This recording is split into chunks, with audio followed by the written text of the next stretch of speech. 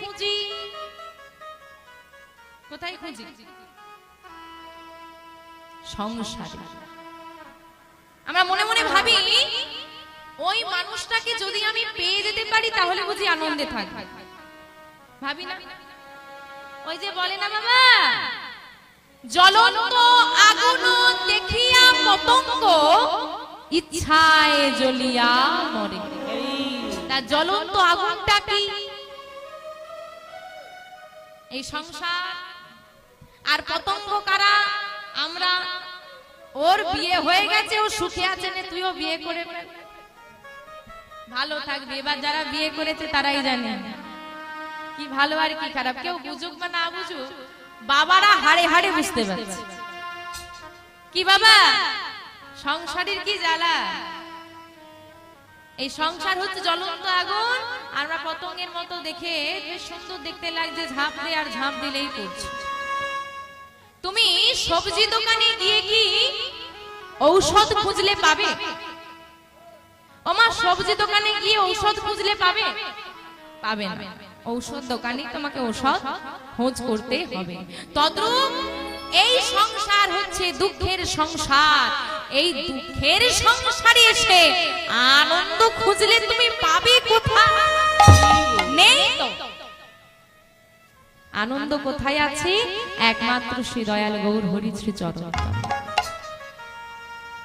যদি কেউ একবার ওই গৌর গোবিন্দ চরণ সার করতে পারে, তাকে জীবনের কোনো দুঃখ আর গ্রাস করতে পারে। তাই তিনি হলেন আনন্দের বিগ্রহ। যিনি আনন্দের বিগ্রহ, তার নয়নে আজকে বাড়ি বলো না দয়াময় কি হয়েছে? আজকে গৌর হরির নয়নে বাড়ি, যার কারণ আমার আপনার মতো এই রকম সব কলি হত জীবেরা আমরা। কেন না? আমার গৌর হরি নিজের কথা চিন্তা না করে, যিনি সারা জগৎ সংসারের মালিক, পুরো জগৎ সংসারটা যার হাতের মুঠোয়, যার ইচ্ছা বিনা বৃক্ষের একটা পাতাও নড়তে পারে না।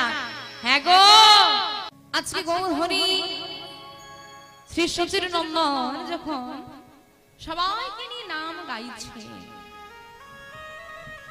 আর নাম গাইতে গাইতে, হ্যাঁ গো মা আপনারাও তো নাম গাইলেন, তা বলুন দেখি নাম গাইলে আনন্দ হয় না দুঃখ হয়? আনন্দ হয়। তাহলে গৌর হরির আজকে আনন্দ হচ্ছে না দুঃখ হচ্ছে? আনন্দ হচ্ছে। তো সবাই যখন নামের মাঝে আনন্দে মেতে আছে, হঠাৎ আমার গৌর হরির দুটি নয়ন দিয়ে অশ্রুধারা বর্ষণ। এখন স্বয়ং গৌর হরির নয়নে বাড়ি। ভক্তরা করজোরে বলছে, দয়াময় কাঁদছো, তুমি কাঁদছো? যিনি ঈশ্বর পরমা কৃষ্ণ সচ্চিদানন্দময় বিগ্রহ, অনাদিরাদি, যিনি সর্বকারণের কারণময়, তার নয়নে বাড়ি। কথাটা কি বলছে? ঈশ্বর পরম কৃষ্ণ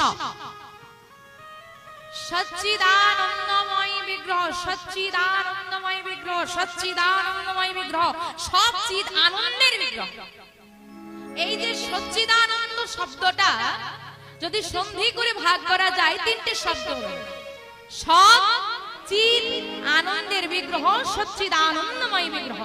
তো এইখানে বাবা তিনটে শব্দ আমরা পেয়েছি। এই তিনটে হচ্ছে দয়াময়ের গুণাবলী। কি কি গুণাবলী? বলছে সৎ, চিৎ, আনন্দ।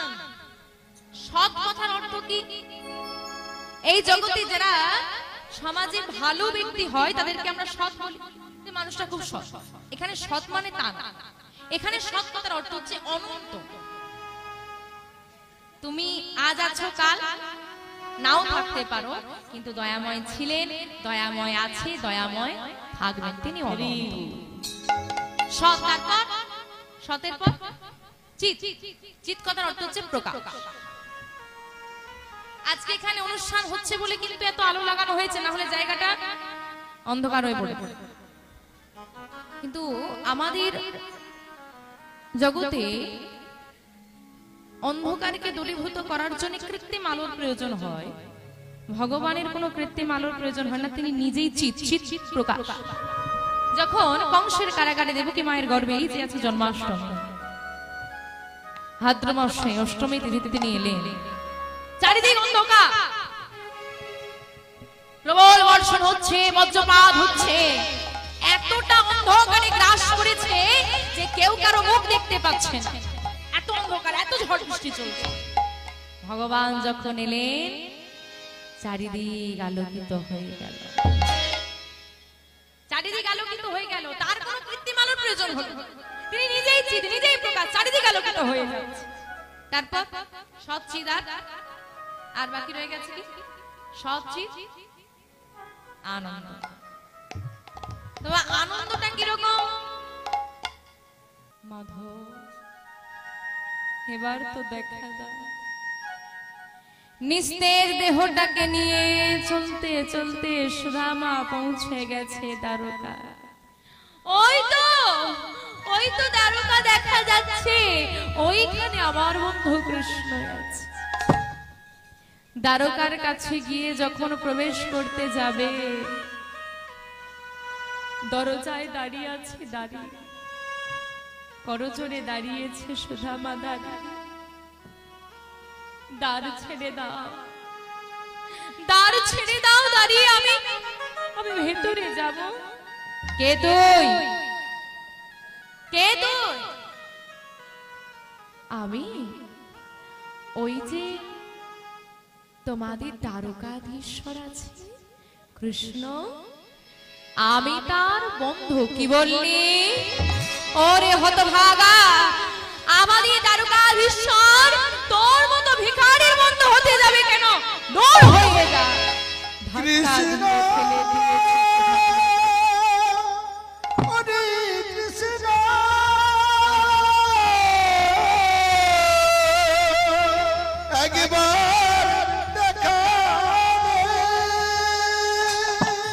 ধুলার পাড়ে পড়ে গিয়ে ধুলায় গোড়াগড়ি দিচ্ছে সুধা।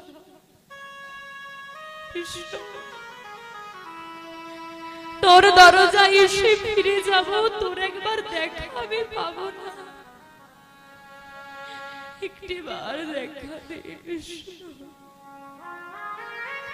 ভক্তের ডাকে ভগবানের আসনটা টলে উঠেছে। ওই রাজ সিংহাসন পরিত্যাগ করে ভগবান ছুটতে ছুটতে এসে সুদামাকে বুকে তুলে নিয়েছে। সুদামা, তোমার ব্যথা লাগেনি তো? এসো সুদামা, এসো। সুদামাকে ঘরে নিয়ে গিয়ে, এতদিন আমরা দেখেছি মা ভগবানের চরণ সেবা সবাই করে, আজকে ভগবান নিজে হাতে সুদামা চরণটা ধরিয়ে দিচ্ছে। ভক্তি চরণ তলে কত আঘাত, কত ক্ষত দেখেছ, ভগবান নিজে হাতে হাত বুলিয়ে দিচ্ছে। সুদামাকে সেবা দিয়েছে, রাজকীয় সেবা। ক্লান্ত সুদামাকে সেবা দিয়ে ভগবান শয়নে দিচ্ছে আর বলছে, সুদামা পরীক্ষা। অন্তর্যামিনী ভগবান সব জানে, তবু ভক্তকে পরীক্ষা করছে। সুদামা, এতদিন পর আমার ঘরে এলে, আমার কাছে এলে বন্ধু, কিছু নিয়ে আসনি। আর সুদামা কি করেছে? ওই নাড়ুর পুটলিটাকে বক্ষ মাঝে চেপে ধরে মনে মনে চিন্তা করছে, ছি ছি ছি ছি ছি ছি ছি, আবার বন্ধু এত বড় দ্বারকা রাজা, তাকে কি ছেঁড়া নোংরা পুটলির নাড়ুগুলো আমি দিতে পারি? কি হলো বন্ধু, কি চিন্তা করছো? কিছু নিয়ে আসনি সুদামা? সুদামা এই নাড়ুগুলো বুকের মাঝে চেপে ধরে বলছি, বন্ধু আমি যে বড় ভিখারি, বন্ধু আমি যে বড় ভিখারি, তোমার জন্য কি নিয়ে আসবো বলো? আমার যে কিছু আনার সামর্থ্য। অবাক হয়ে তাকিয়ে আছে ভগবান। সুদামায়ের দিকে দিলে না? সুদামা, তোমাকে অত করে বলে দিল স্বামী সেবার বস্তুটা কৃষ্ণকে দিয়ে দেবে, তাও তুমি আমায় দিলে না। বেশ বেশ বন্ধু, তুমি বিশ্রাম নাও। সুদামা খুব ক্লান্ত তো মা, কিছুক্ষণের মধ্যে ঘুমিয়ে পড়েছে। আর যেই না ঘুমিয়ে পড়েছে, স্বয়ং ভগবান সুদামার ওই বক্ষ হতে ওই ছেঁড়া নোংরা পুটলিটা বাহার করেছে। ভক্তের হাতে তৈরি নাড়ুগুলো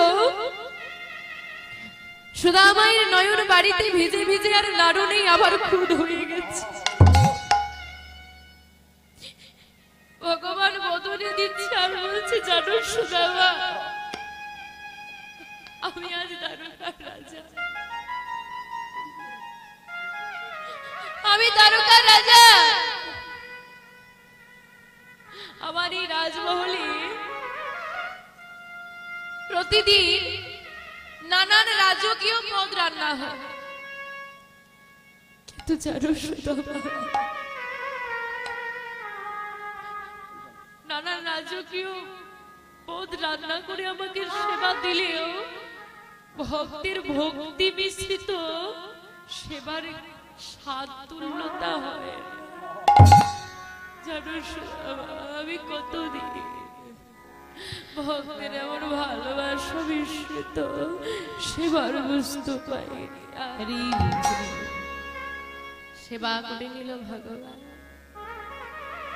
সুদামা যেই না নিদ্রা ভঙ্গ হলো, সুদামা বলছি, বন্ধু আমি এসেছিলাম তোমাকে দেখতে, তুমি তো ভালো আছো বন্ধু, এবার বিদায় দাও।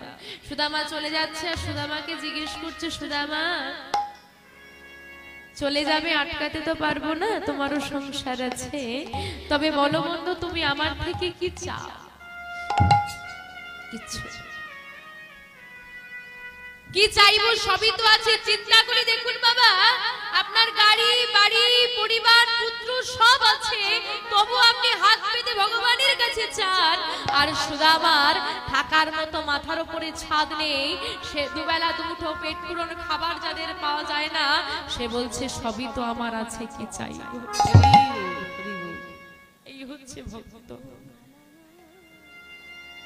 না না আমি তোমাকে কিছু দিতে চাই, বলো তুমি কি নেবে? যদি দিতেই চাও এই কৃপা করো যেন তোমার ওই যুগল চরণের দাস হয়ে আমি থাকতে পারি।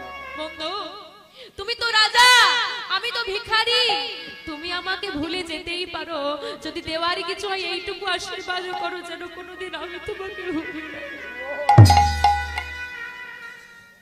আসি বন্ধু।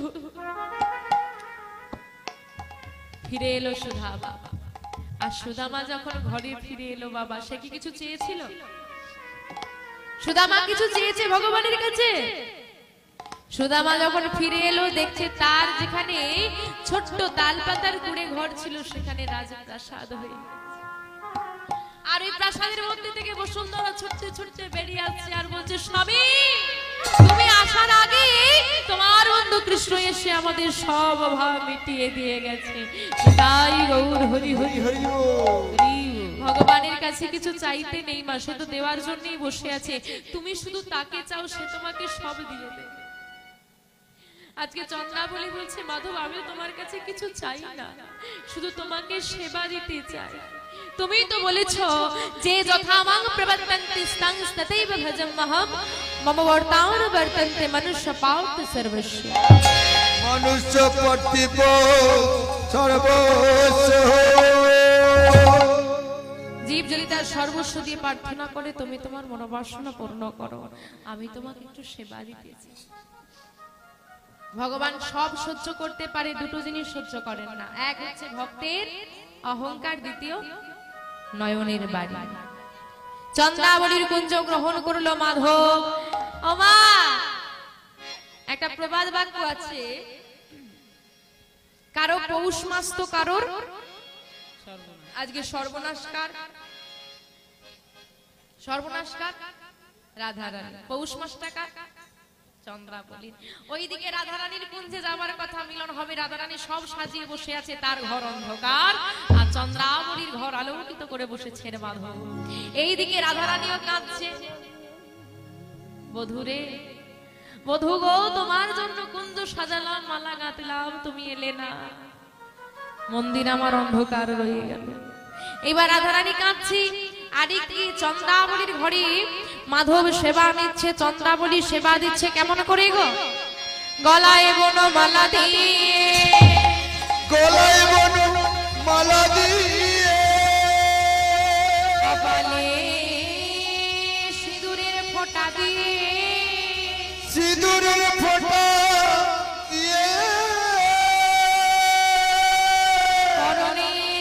বসন পড়াই পরনে নিজ বসন পড়ায় সেবা দেয় আর বলে মাধব মাধব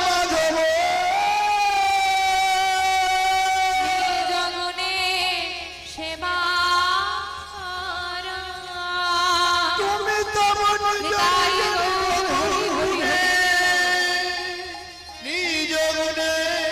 নিজ গুণে সেবা সেবা করে মাধবকে সুন্দর করে সেবা দিয়ে চন্দ্রাবলী শয়নে দিয়েছে। এদিকে গভীর রাত, মাধবকে যেই না শয়নে দিয়েছে মাধব শয়নে গেছে। এখন শয়নে গেলে হবে, মাধবের মন পড়ে আছে কোথায়? রাধারানীর কাছে, সেখানে তো যেতে হবে। আর এদিকে চন্দ্রাবলী মাধবের চরণ সেবা করছে। মাধব চিন্তা করছে আমি যদি ঘুমের অভিনয় করে শুয়ে থাকতে পারি, শয়নে যেতে পারি, চন্দ্রাবলী ভাববে আমি ঘুমিয়ে গেছি। আর ঘুমিয়ে গেছি দেখে চন্দ্রাবলী যখন ঘুমিয়ে যাবে, আমি চন্দ্রাবলীকে পরিত্যাগ করে চলে যাব। এই চিন্তা করে মাধব নয়নটা বন্ধ করে শয়নে আছে। ও মা, হরি নাম কৃষ্ণ নাম বড়ই মধুর, যে জনা শ্রীকৃষ্ণ ভজে সে বড় চতুর। এখন মাধব চিন্তা করছে চন্দ্রাবলী কখন ঘুমোবে, আর চন্দ্রাবলী মনে মনে চিন্তা করছে ও মাধব প্রতি রাতে ঘুমানো যাবে গো, প্রতি রাতে মাধব পাওয়া যাবে। আজকে যে এত সুন্দর হরিবাসরে বসে আমরা নাম আস্বাদন করছি, এটা প্রতিদিন হবে? ঘুম কিন্তু প্রতিদিনই হবে। আমা, আমাদের কলিযুগে মানুষের আয়ু কত গো? 100, 20-25। আর তোমার কত বছর যাও? 50 আর 60-70। এখন 30 ঠেকাতে পারলে বাঁচি। যেভাবে সব রাস্তাঘাটে ওই রকেটের গতিতে বাইকগুলো ছোটাছুটি করছে না, মোটর সাইকেল গুলো এমন গতিতে যাচ্ছে, একদম এখান থেকে উড়ে সরে। দেখেছেন না চারিদিকে কত অ্যাক্সিডেন্টের খবর? 30 ঠেকাতে পারলে বাঁচি। কলিতে মানুষের আয়ু 100 বছর, ঘুমিয়েই 50 বছর কেটে যায়। ঘুমের চিন্তা করছো, একদিন এমন ঘুমের কোলে ঢলে পড়বে যার কোনো সকাল নেই। ভেবে দেখো, যে ঘুমের জন্য তাড়া করছো, গোবিন্দের জন্য একটু রাত পর্যন্ত জাগা যাচ্ছে না। যখন তোমার সন্তান জন্ম নিয়েছিল, তার জন্য না জানি কতগুলো রাত তুমি জেগেছিলে। তো তখন কষ্ট হয়েছিল, কিন্তু গোবিন্দের জন্য রাত জাগতে হলে একটু যদি বেশি সময় ঘুম না হয়, তখন যেন কত কিছু মনে হয়। এটাই হচ্ছে আমরা স্বার্থান্বেষী মানুষ। যখন বিপদ হবে, সারা রাত জেগে মন্দিরে বসে আছি, আমার ঠাকুর আমার স্বামীকে ভালো করে দাও, নাহলে মন্দির ছেড়ে যাচ্ছি, তখন সারা রাত জেগে বসে আছি। কারো কোনো প্রিয় মানুষের শরীর অসুস্থ হলে নার্সিংহোমের বাইরে বসে থাকতে পারি, কিন্তু গোবিন্দের নাম একটু বেশি রাত পর্যন্ত আমরা শুনতে পারি না।